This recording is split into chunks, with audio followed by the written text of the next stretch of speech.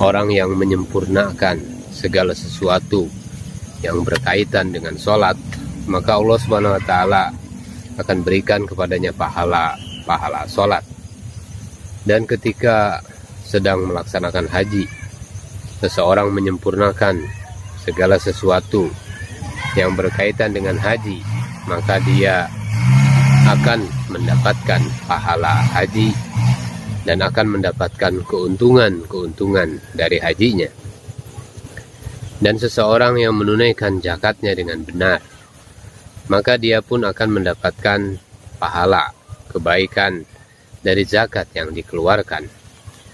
Maka demikian pula halnya saya sampaikan kepada tuan-tuan sekalian, bahwasanya kita ini menjadikan maksud hidup Nabi Sallallahu Alaihi Wasallam sebagai maksud hidup kita, dan menyempurnakan setiap amal-amal yang mana amal tersebut adalah yang menjadi maksud Nabi Sallallahu Alaihi Wasallam.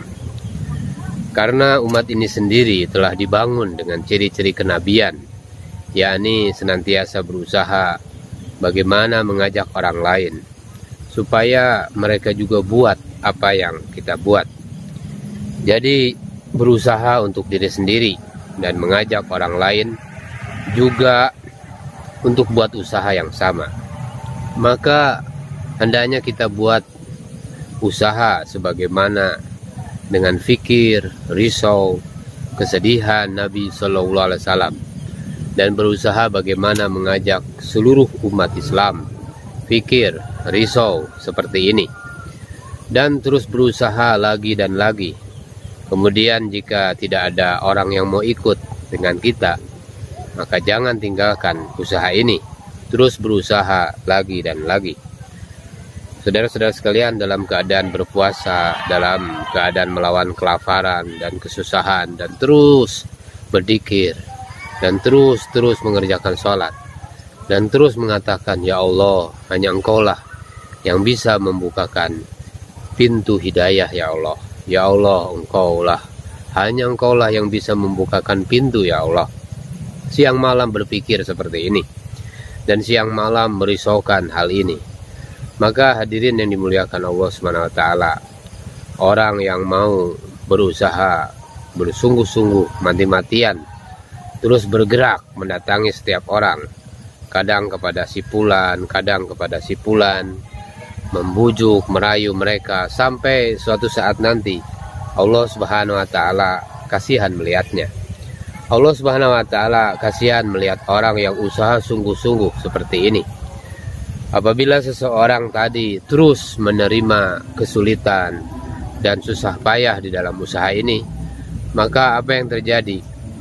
Orang-orang yang tadinya adalah pemimpin, pemuka kafir, Allah Subhanahu wa Ta'ala akan masukkan mereka ke dalam Islam, dan Allah Subhanahu wa Ta'ala akan menjadikan mereka asbab untuk tersebarnya Islam ke seluruh dunia.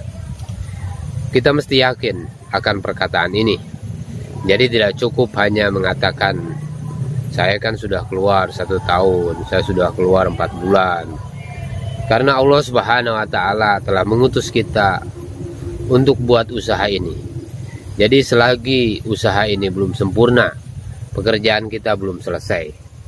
Jadi tidak ada ikatan-ikatan 1 tahun atau 4 bulan atau 40 hari. Karena pekerjaan ini masih banyak tersisa. Kita saat ini. Pekerjaan yang paling besar sedang menunggu kita. Yang pertama sekali yang kita usahakan, bagaimana seluruh manusia, semua manusia ini bisa mendapatkan hidayah. Bagaimana hari ini orang-orang yang yakin mereka kepada harta, yakin mereka kepada kebendaan, supaya mereka menjadi yakin hanya kepada Allah Subhanahu wa Ta'ala, yakin kepada ama-ama baginda Nabi Sallallahu Alaihi Wasallam. Orang-orang yang kepada kepada kebendaan, kepada kekuasaan yakinnya, supaya mereka mengambil usaha Nabi Sallallahu Alaihi Wasallam yang mulia ini, supaya maksud hidup mereka, supaya mereka menjadi yakin setiap ama-ama baginda Nabi Sallallahu Alaihi Wasallam. Saudara-saudara yang muliakan Allah Subhanahu wa Ta'ala, di dalam fadilah zikir disebutkan bahwasanya suatu ketika baginda Nabi Shallallahu Alaihi Wasallam dalam keadaan sedih, maka Jibril alaihissalam pun datang kepada beliau dan bertanya, ada apa ya Rasulullah? Aku melihat engkau dalam keadaan bersedih. Maka beliau Shallallahu Alaihi Wasallam bersabda bahwasanya aku merisaukan keadaan umat. Maka Jibril alaihissalam pun mengajak Rasulullah Shallallahu Alaihi Wasallam ke kuburan. Kemudian malaikat Jibril mendatangi satu kuburan dan mengatakan bahwasanya kum biidnillah, bangunlah dengan izin Allah Subhanahu wa taala. Maka bangunlah mayat yang ada di dalam kubur tadi dengan wajah yang berseri-seri, yang bersih, bercahaya, sambil mengatakan alhamdulillah. Kemudian Jibril alaihissalam mengatakan, kembalilah kamu ke tempat asalmu. Dan kemudian malaikat Jibril alaihissalam mendatangi kuburan yang lainnya dan mengatakan, kum biidnillah, bangunlah atas izin Allah Subhanahu wa taala. Maka bangunlah si mayat dari kubur tadi dan sambil mengatakan, celakalah aku, alangkah ruginya aku. Kemudian Jibril alaihissalam mengatakan kepadanya, kembalilah ke tempat asalmu. Dan Jibril alaihissalam mengatakan bahwasanya seseorang ini akan dibangkitkan sebagaimana keadaannya ketika mati. Hadirin dimuliakan Allah Subhanahu wa taala, celakalah kita saat ini. Kita pikirkan diri kita ini. Yang kita pikirkan sekarang adalah bagaimana saya, bagaimana istri saya, bagaimana anak saya makan. Padahal yang seharusnya dipikirkan bagaimana saya, bagaimana anak istri saya, bagaimana bisa dibangkitkan nanti pada hari kiamat bersama anak istri Rasulullah Shallallahu Alaihi Wasallam. Karena kehidupan yang sesungguhnya itulah kehidupan setelah kematian nanti. Yang ingin saya katakan adalah setiap kalian suami istri yang ada di rumah-rumah, setiap kalian bisa pergi ke Australia, bisa membawa satu jemaah ke Australia, bisa pergi ke Amerika, keluar 40 hari bersama istrinya. Coba kita ajak anak istri kita duduk sama-sama pikir bahwasanya kita ini diberikan oleh Allah Subhanahu wa taala tanggung jawab seluruh alam oleh Allah Subhanahu wa taala. Maka berapa banyak saat ini tempat-tempat yang di sana diperlukan orang buat usaha agama di sana. Dan apabila kita berpikir seperti ini, maka pasti kudrat Allah Subhanahu wa taala, kekuasaan Allah Subhanahu wa taala bersama dengan kita. Tidak ada keraguan sedikit pun di dalamnya. Walaupun kita tidak punya kekuasaan, walaupun kita tidak punya harta, walaupun kita tidak punya kebendaan, tidak punya pemerintahan, akan tetapi kudratullah bersama dengan kita. Kudratullah yang mana dengannya Allah Subhanahu wa taala berikan kekuasaan dan harta kebendaan kepada seseorang. Kudratullah bersama kita. Akan tetapi kita tidak menyadari akan hal ini. Ini satu kerugian yang besar bagi kita saat ini. Walaupun tidak punya uang, tidak ada uang, kudrat Allah Subhanahu wa taala, kekuasaan Allah Subhanahu wa taala ada pada kita. Dan kudrat Allah ada juga bersama dengan anak istri kita. Walaupun apabila kita meninggalkan pikir hidayah seluruh manusia di seluruh alam, maka Allah Subhanahu wa taala akan menghalangi kita dari mendapatkan kudrat Allah tadi.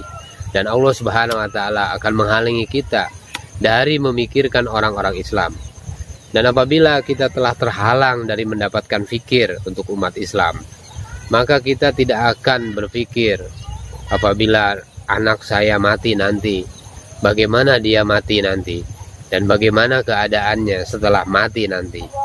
Dia akan dibangkitkan dengan siapa? Apakah dengan pengusaha-pengusaha ataupun raja-raja, penguasa-penguasa, ataupun dia akan dibangkitkan dengan Nabi Shallallahu Alaihi Wasallam?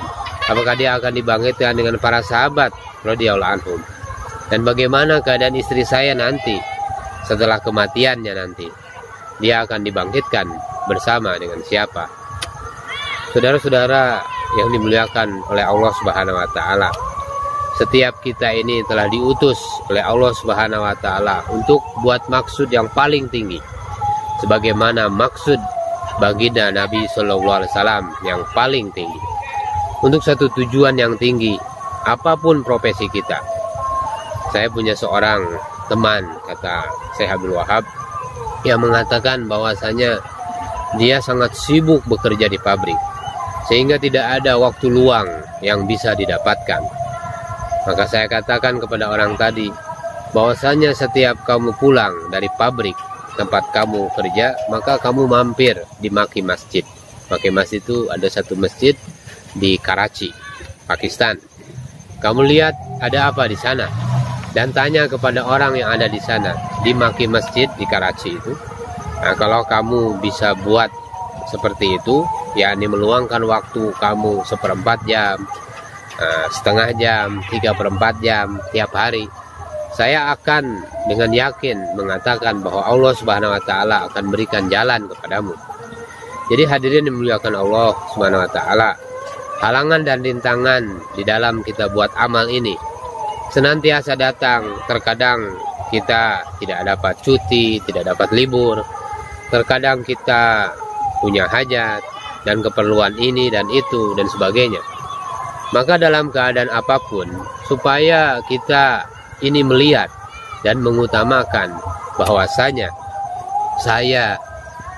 pekerjaan saya, usaha saya yang sesungguhnya itu apa. Seseorang pernah mengirim surat kepada Syekh Abdul Wahab. Nah, dikatakan bahwasanya dia mengatakan, saya sudah keluar 4 bulan, saya sudah keluar 40 hari, tetapi keadaan saya ini semakin hari semakin memburuk.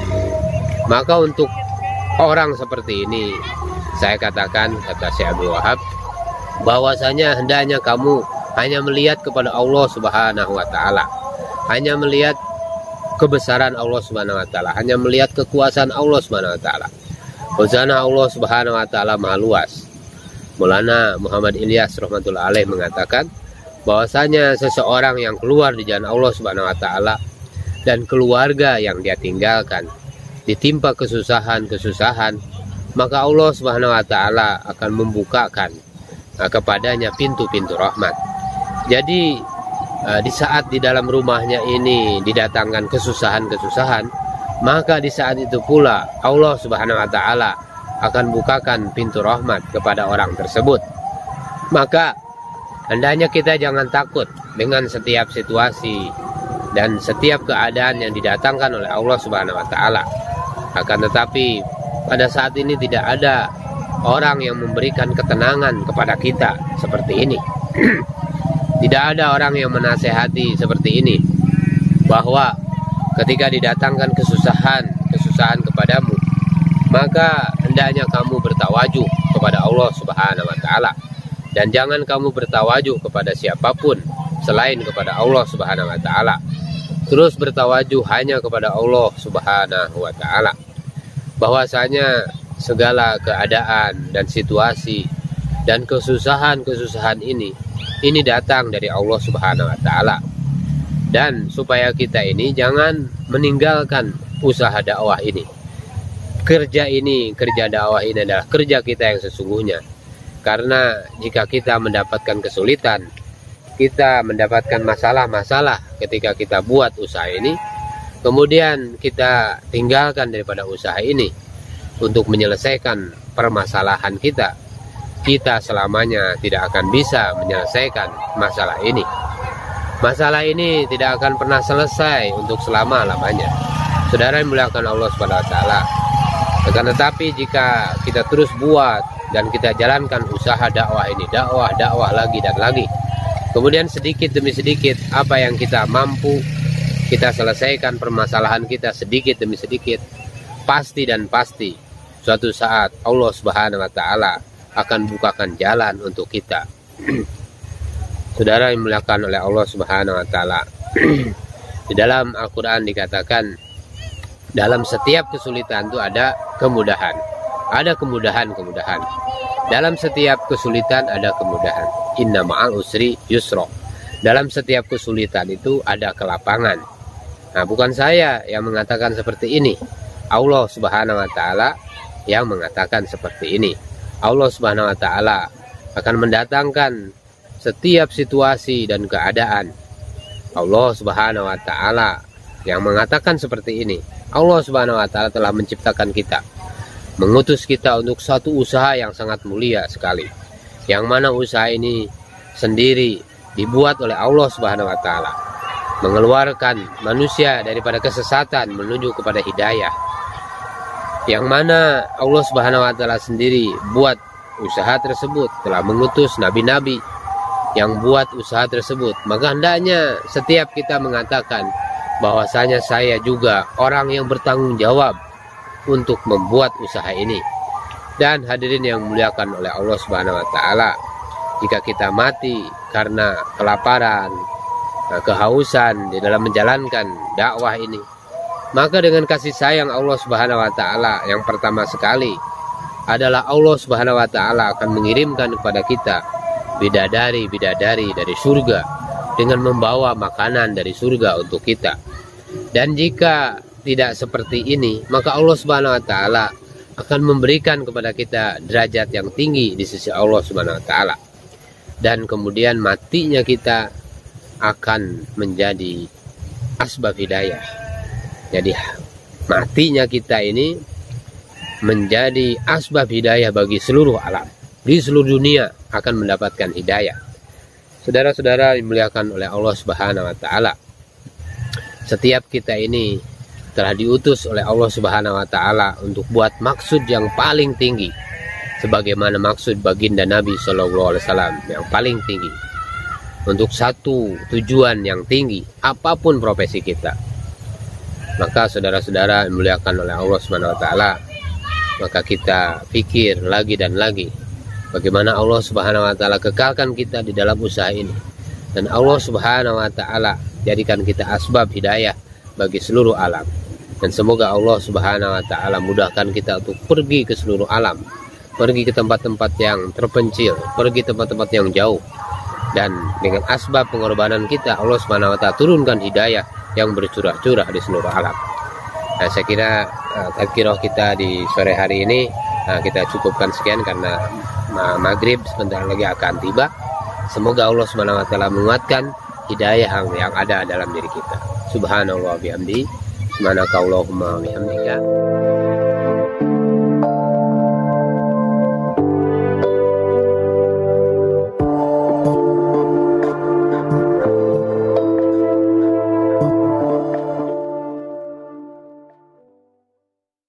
Allah Subhanahu wa taala akan memberikan ujian. Apakah kita kuat di dalam menghadapi ujian ataupun tidak? Dan jika kita berhasil dan lurus di dalam ujian yang diberikan oleh Allah Subhanahu wa taala, kemudian setelah itu apabila ada kekuatan yang menentang ataupun kekuasaan yang menentang, atau ada pemerintahan yang menentang, maka Allah Subhanahu wa taala akan menghancurkan kekuasaan tersebut. Allah Subhanahu wa taala akan hancurkan pemerintahan tersebut. Tidak ada siapapun yang bisa melawan kekuatan dakwah. Dan bukan tujuan kita untuk menghancurkan satu pemerintahan, bukan tujuan kita untuk menghancurkan seseorang ataupun siapapun. Nah, itu bukan tujuan kita. Yang mana tujuan kita yang sebenarnya adalah bagaimana cara hidup orang-orang bisa berubah, bagaimana orang menjadi baik, yakin mereka supaya menjadi benar, dan supaya kehidupan orang-orang Islam itu menjadi baik. Islam itu bukanlah satu nama kaum ataupun nama satu negara, tetapi Islam itu adalah satu cara. Islam itu adalah menjalankan hidup dengan cara yang khusus. Sedangkan yang diusahakan oleh seluruh manusia di seluruh dunia dunia saat ini adalah bagaimana supaya setiap orang menjadi orang-orang yang mempunyai penghasilan. Saudara-saudara yang dimuliakan oleh Allah Subhanahu wa taala, yang diusahakan oleh manusia kebanyakannya adalah menjadi bagaimana menjadi orang-orang yang bisa menyempurnakan makannya, bagaimana bisa menyempurnakan minumnya, menyempurnakan keperluannya sehari-hari. Nabi-nabi, keperluan-keperluan mereka tidak senantiasa terpenuhi. Jadi kadang keperluan terpenuhi, kadang juga keperluan tidak terpenuhi. Ini yang terjadi pada para nabi alaihissalatu wassalam. Demikian juga pemimpin seluruh nabi-nabi, yaitu baginda Rasulullah Sallallahu Alaihi Wasallam. Keperluan hidup beliau kadang terpenuhi, kadang juga tidak terpenuhi. Saudara-saudara yang dimuliakan oleh Allah Subhanahu wa taala, coba kita bayangkan ketika sedang sholat, Rasulullah Sallallahu Alaihi Wasallam menjadi imam dan sahabat-sahabat di belakang menjadi makmum. Maka sahabat-sahabat Nabi di belakang Nabi Sallallahu Alaihi Wasallam berjatuhan. Akan tetapi tidak ada satupun yang mengatakan bahwasanya berikan kami dulu makan, berikan dahulu kami makan, kemudian baru kami akan sholat. Di peperangan Khandaq, jumlah sahabat radhiyallahu anhu 1.400 orang waktu itu. Selama 3 hari mereka tidak makan apa-apa. Maka seorang sahabat datang kepada Nabi Sallallahu Alaihi Wasallam dan mengatakan bahwasanya, ya Rasulullah, lihatlah perut saya. Perut saya diikat oleh 2 batu. Maka Rasulullah Sallallahu Alaihi Wasallam pun bersabda, lihatlah perut saya sendiri diikat oleh 3 buah batu. Saudara-saudara yang dimuliakan Allah Subhanahu wa taala, jadi maksudnya adalah kalau kami belum makan, maka kami tidak akan kerja. Kami akan tidak bisa buat usaha. Bukan seperti itu. Saudara-saudara yang dimuliakan oleh Allah Subhanahu wa taala, Syekh Abdul Wahab pernah mengatakan kepada Said Ahmad Khan bahwasanya kalau kami pergi ke luar negeri atau dalam satu perjalanan jamaah atau majelis, maka satu ketika berangkat tidak pernah sarapan, tidak ada siapapun yang menanyakan mengenai sarapan. Begitu juga dengan makan siang. Terkadang makan siang nanti setelah zuhur mendekati asar baru dapat makanan. Itu pun terkadang disiapkan, terkadang tidak disiapkan. Karena ketika itu sama sekali tidak ada suasana makan dan minum. Tidak ada sama sekali. Saudara-saudara yang dimuliakan Allah Subhanahu wa taala, Allah Subhanahu wa taala telah jadikan setiap diri kita sebagai asbab hidayah untuk seluruh alam. Allah Subhanahu wa taala menciptakan kita semua adalah untuk usaha, untuk satu kerja yang sangat tinggi, yang sangat mulia. Tetapi Allah Subhanahu wa taala tidak menjanjikan di dalamnya ketika semua keperluan kalian itu dipenuhi. Ketika itu baru mulai. Tidak ada persyaratan seperti itu. Bahkan dalam keadaan apapun harus buat usaha ini, walaupun tidak punya makanan sedikit pun di rumah. Jika orang seperti ini, dia buat usaha untuk mendapatkan yang paling tinggi, maka dia telah meniru kehidupan Nabi Sallallahu Alaihi Wasallam.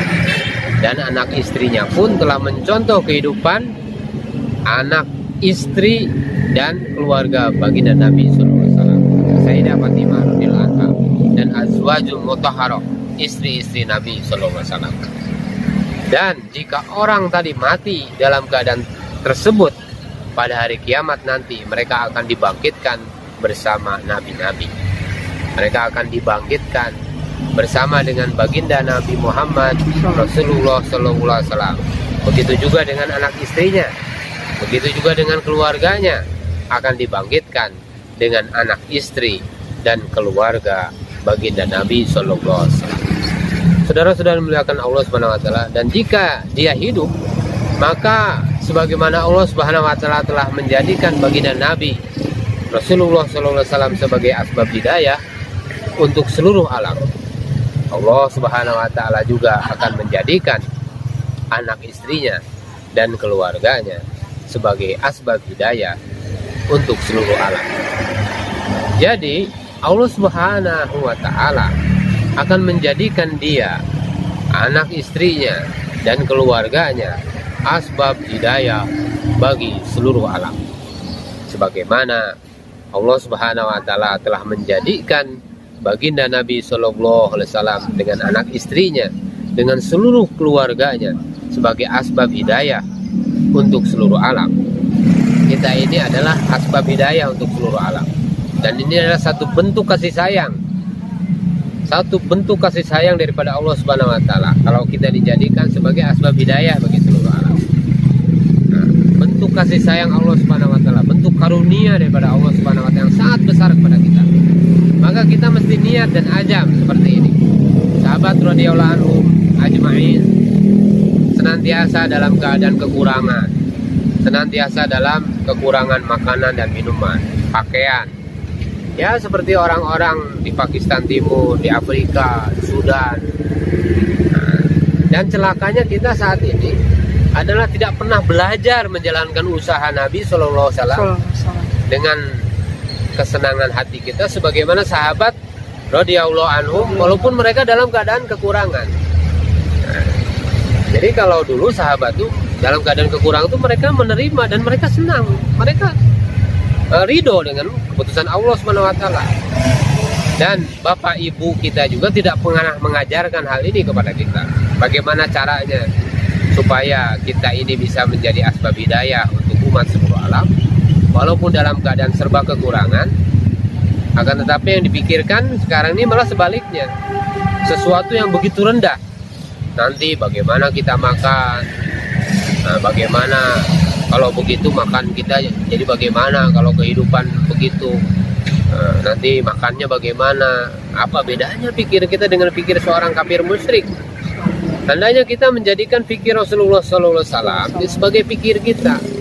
Saudara-saudara dimuliakan Allah Subhanahu Wa Taala, berapa banyak pemerintah, berapa banyak penguasa-penguasa yang ada di dunia ini, jika kita usahakan dengan membujuk rayu mereka dan mengusahakan dengan berbagai macam cara supaya mereka ini mau menjalankan perintah Allah, mau menjalankan sunnah Rasulullah SAW. Jika satu orang punya pikir seperti ini, ataupun sekelompok orang, ataupun satu golongan, ataupun satu penduduk kampung kecil berpikir untuk seluruh dunia, nah, dan tentunya dengan mengorbankan sedikit makan dan minumnya, bahkan tidak memperdulikan hal itu.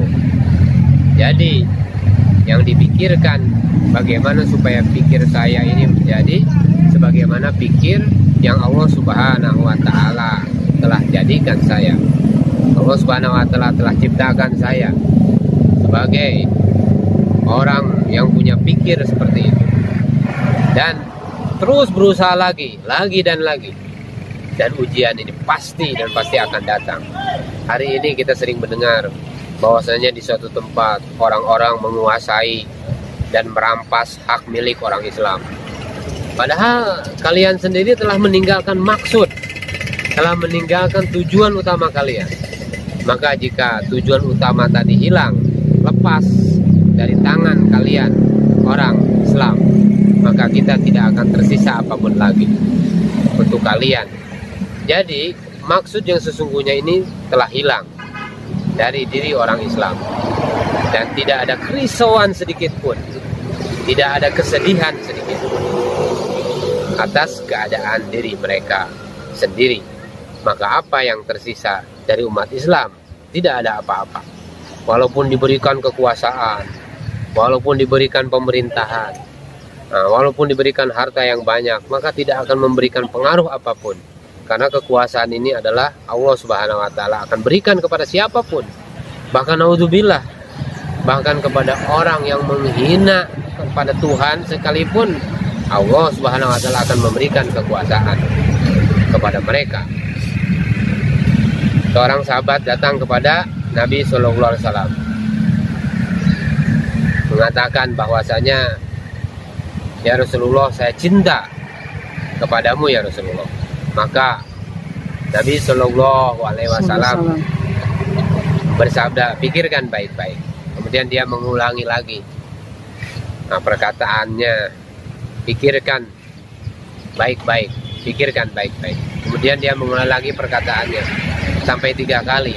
Maka Rasulullah Shallallahu Alaihi Wasallam bersabda, maka bersiap-siaplah kamu didatangi oleh kelaparan dan kefakiran, karena apabila seseorang mencintai aku, maka Nabi Shallallahu Alaihi Wasallam katakan, saya beritahukan ini mafhumnya, siapa yang mencintai aku, maka dia akan didatangi oleh kefakiran seperti air yang mengalir dari tempat yang tinggi ke tempat yang rendah. Maka hadirin dimuliakan oleh Allah Subhanahu wa taala. Nah, kita pagi ini kita risaukan keadaan kita, keadaan iman kita. Semoga dengan sedikit daripada tadzkirah ini membuka pikir kita bagaimana Allah Subhanahu wa taala telah hantarkan kita, bukan hanya untuk makanan, keperluan hidup, bagaimana pikirkan agama. Bagaimana kita jadi asbab hidayah kepada orang lain. Bagaimana orang lain melihat kita, dia dapat hidayah dan dia dapat merubah kehidupannya menjadi lebih baik. Subhanallah bihamdi, subhanakallahumma wa bihamdika, asyhadu an la ilaha illa anta, astaghfiruka wa atubu ilaik.